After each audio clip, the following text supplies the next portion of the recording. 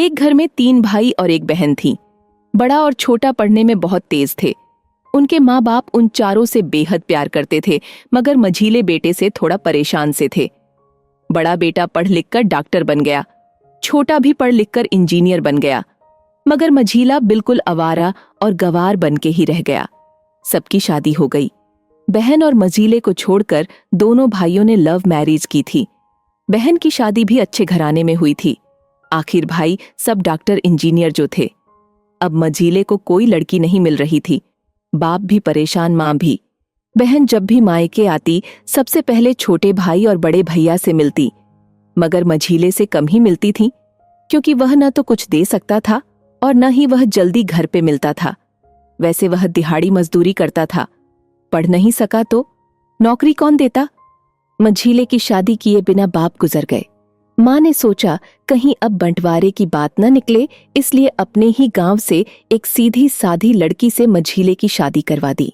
शादी होते ही न जाने क्या हुआ कि मझीला बड़े लगन से काम करने लगा। दोस्तों ने कहा, ए चंदू, आज अड्डे पे आना। चंदू ने कहा, आज नहीं फिर कभी। दोस्त ने कहा, अरे तू शादी के बाद तो जैसे बीवी का गुलाम ही हो गया। चंदू ने कहा, अरे ऐसी बात नहीं है, कल मैं अकेला एक पेट था तो अपने रोटी के हिस्से कमा लेता था, अब 2 पेट है आजकल और होगा। घर वाले नालायक कहते थे, मगर मेरी पत्नी मुझे कभी नालायक कहे तो मेरी मर्दानगी पर एक भद्दा गाली है, क्योंकि एक पत्नी के लिए उसका पति उसका घमंड, इज्जत और उम्मीद होता है। उसके घर वालों ने भी तो मुझ पर भरोसा करके ही तो अपनी बेटी दी होगी, फिर उनका भरोसा कैसे तोड़ सकता हूँ। कॉलेज में नौकरी की डिग्री मिलती है और ऐसे संस्कार माँ बाप से मिलते हैं। इधर घर पे बड़ा और छोटा भाई और उनकी पत्नियां मिलकर आपस में फैसला करते हैं कि जायदाद का बंटवारा हो जाए, क्योंकि हम दोनों लाखों कमाते हैं मगर मझीला ना के बराबर कमाता है। ऐसा नहीं होगा। माँ के लाख मना करने पर भी बंटवारा की तारीख तय होती है। बहन भी आ जाती है, मगर चंदू है कि काम पे निकलने के लिए बाहर आता है। उसके दोनों भाई उसको पकड़कर भीतर लाकर बोलते हैं कि आज तू रुक जा, बंटवारा कर ही लेते हैं। वकील कहता है ऐसा नहीं होता, साइन करना पड़ता है। चंदू ने कहा, तुम लोग बंटवारा करो, मेरे हिस्से में जो देना है दे देना, मैं शाम को आकर अपना बड़ा सा अंगूठा चिपका दूंगा पेपर पर। बहन ने कहा, अरे बेवकूफ, तू गवार का गवार ही रहेगा, तेरी किस्मत अच्छी है कि तुझे इतनी अच्छे भाई और भैया मिले। माँ ने कहा, अरे चंदू आज रुक जा, बंटवारे में कुल 10 बीघा जमीन में दोनों भाई 5-5 बीघा रख लेते हैं और चंदू को पुस्तैनी घर छोड़ देते हैं। तभी चंदू जोर से चिल्लाता है, अरे फिर हमारी छुटकी का हिस्सा कौन सा है। दोनों भाई हंसकर बोलते हैं, अरे मूर्ख, बंटवारा भाइयों में होता है और बहनों के हिस्से में सिर्फ उसका मायका ही है। चंदू ने कहा, ओह, शायद पढ़ा लिखा न होना भी मूर्खता ही है।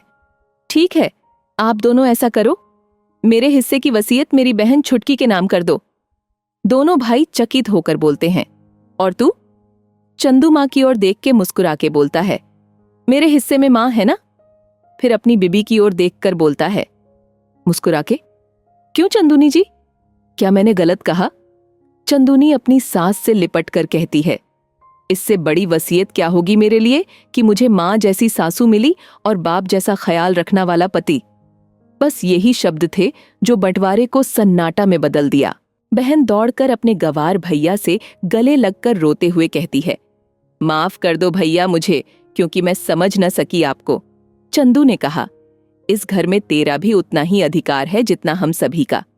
बहुओं को जलाने की हिम्मत किसी में नहीं, मगर फिर भी जलाई जाती है, क्योंकि शादी के बाद हर भाई हर बाप उसे पराया समझने लगते हैं। मगर मेरे लिए तुम सब बहुत अजीज हो, चाहे पास रहो या दूर। माँ का चुनाव इसलिए किया ताकि तुम सब हमेशा मुझे याद आओ, क्योंकि ये वही कोख है जहां हमने साथ साथ 9 महीने गुजारे। माँ के साथ तुम्हारी यादों को भी मैं रख रहा हूँ। दोनों भाई दौड़कर मझीले से गले मिलकर रोते रोते कहते, आज तो तू सचमुच का बाबा लग रहा है, सबकी पलकों पे पानी ही पानी। सब एक साथ फिर से रहने लगे।